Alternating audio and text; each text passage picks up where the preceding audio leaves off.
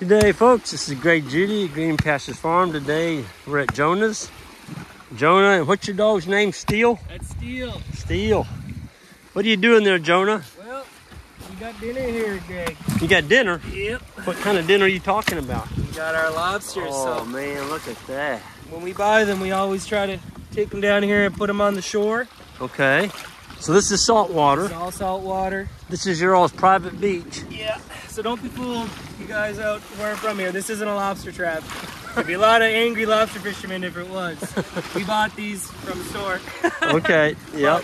Yep. Put them down here because, you know, with the guy who bought them, they've come a long way. So Yep. maybe you don't know where they're from. So you get them back in the water a little bit, brings them back to life a little bit. The salt water. Salt water. That's Yep. what we like to do when we buy them. Yeah. Even if we buy them local, just keep them in there as long as you can. Yep. And then what we're gonna do is, hey, there's Dad. We're gonna. That's my dad there. Oh, he's on his horse. Yeah. What? He's on his horse. What are you doing? Did you bring Wonder to house again? You know, work some cattle. Oh my God! How'd you get a horse down here? We're gonna put some salt water in here. Okay. And we're gonna cook them. So we always cook them with the salt water from the ocean. Oh, and that's your secret? That's your a little secret? Yeah. That makes them better? Oh yeah, you'll see tonight. It's Yeah. gonna be the best lobster you ever had. What are you doing up there? Actually, did you walk her over? Oh my He's God. got his horse up there. I thought I saw a horse up there. Yeah. He didn't ride it. He Yeah, just with the horse, he so just let it down here. We're gonna have a good dinner tonight, and then tomorrow we're gonna go do some. I'm gonna show Greg where and Jan where I want to do some farming, and maybe they can help me out a little bit. So Yeah. stay tuned. This is a rich history down here. This is where you grew up. It is, yeah. Grew up here my whole life, and this is where I want to farm, and I'm back. Yeah. I'm back, baby. I told Greg I was coming back to farm, and that's what I'm gonna do.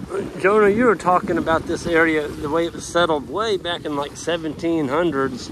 England and France were kind of having battles back and forth who lived here and such, but this is coal mining area, one of the best coal mining areas in the world. Yeah, just over there, actually across the water, there was a huge coal mine, and it went right underneath the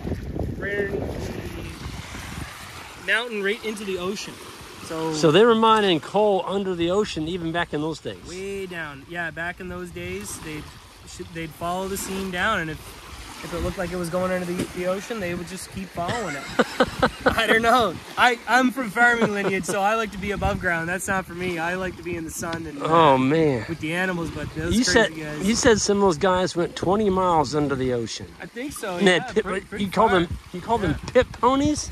Yeah, so back in the day, they had massive Scottish settlements all on this island. So if you look, this was all cleared here. This used to be all farmland.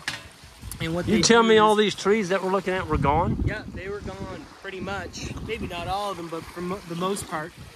They'd give a Scottish young family some supplies and an axe and a saw, and they'd say, good luck, here's 400 acres. And they had to clear an acre a year. And yeah, they'd give them strips of land that ran right into the ocean like this. So this property used to be an old Scottish farm. My dad knows it better than I do. I'm kind of regurgitating what he told me growing up. But yeah, they would live off the sea until they built up the farm, and then they'd live off both. And this farmland was all used to facilitate all the settlements. Like before the English came, it would be the French settlements. Yep. This has been farmed since the 1700s. Yep. And when the English came, they started the mines, and then they would take all the hay off of here and take all the turnips and everything and go feed the mines. So this island has been feeding the surrounding area for over 300, and of course the First Nations, they lived off this fertile land as well, and they helped out the settlers a lot, and they did a lot of trade, and yeah, rich history of living off the land here for You were telling me that England kind of tempted young men to come over here and make a good living mining coal. Yeah. And then they got here, it was just barely subsistence living because... It took a long time for the coal miners of this region to get what they deserved. When they first came over, basically they lived in company housing, and a lot of the times they would get company dollars, and it was basically a net loss almost every year. By the time you bought your tea biscuits or molasses, they lived on tea biscuits, molasses, and rum, and trying to raise their families on a penny a ton. It was wild back then. A penny a ton? Some say that's what it was. That's what it was in the beginning, and yeah. So all that coal they mined, they went back to England? They put it on ships? Well, a lot of it in the early days would go back to England, some of it, but a lot of it was to facilitate the steel industry here. Yep. So, turn of the century, there was a baron down in Pittsburgh, came up and said, "Oh my God, we have ore off an island. I believe it's called Bell Island." Yep. He said, "Oh, we have ore on this island, Bell Island over here. We have coal. Let's do it." So they built up Sydney, the main city here, from Cape Breton coal, and they had steel plants, and so that was a thriving industry. There's actually more people living there than living on this island than there is now back in the day. So that's great. You said there was 40,000 people lived here or something like that? Well, or that was later on? In Louisburg, it's said that when the cod was in full force and the fortress was going in full force in the 1700s, there's up to 40,000 people living in fortress during the peak season. So in the 1700s, when the French owned it, they would come over.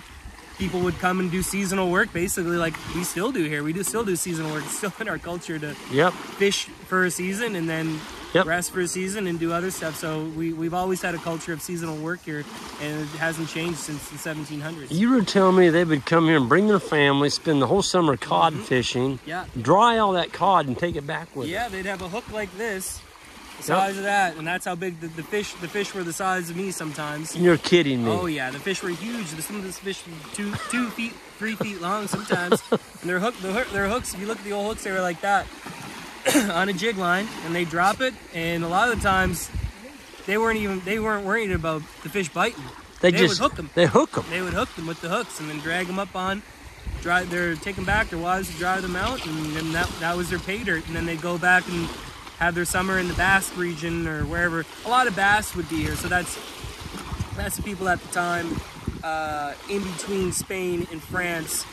They had their own culture, and they were French, but they were called Basques. They were called Basques. Okay. Yeah, and they had their own language that predates a lot of European languages as well. Okay. So yeah, that was a big part of the culture. And then the English said, let's mess that up. So they came in. The biggest revenge the English ever got is sending a bunch of Irish and Scottish settlers here and mispronouncing all the names of all the local areas.